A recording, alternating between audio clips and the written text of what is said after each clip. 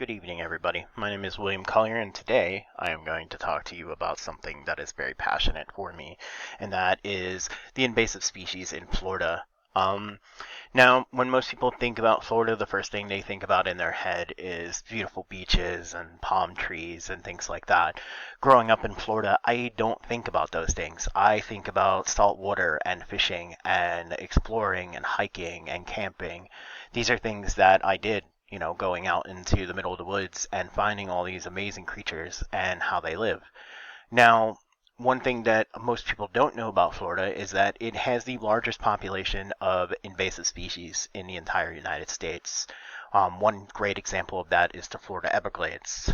Now, back in 1992, there was a hurricane that came through, which was Hurricane Andrew.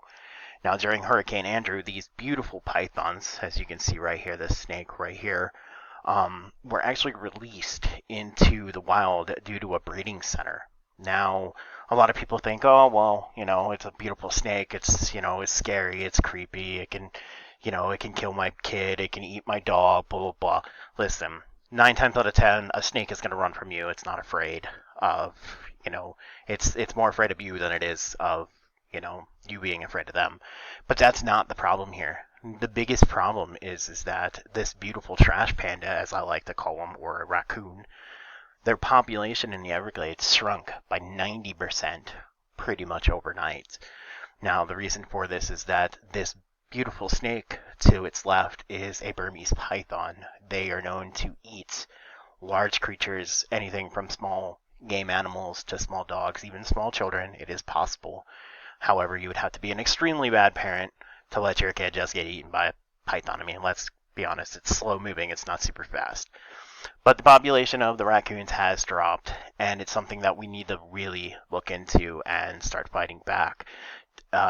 With the population of raccoons dropping, then the populations of rabbits dropping, the Everglades is slowly starting to lose its valuable ecosystem for Florida. Another invasive species is this beautiful tengu lizard right here. They were actually brought over by the exotic trade. They were actually released in the wild, and they can get up to 3 to 4 foot long. And the reason I have this beautiful sea turtle here is because that is their number one favorite thing to eat, is eggs of any type of animal, so ground animals and things like that. It's definitely, something that needs to be, looked at. And, I tell people all the time, knowledge is power.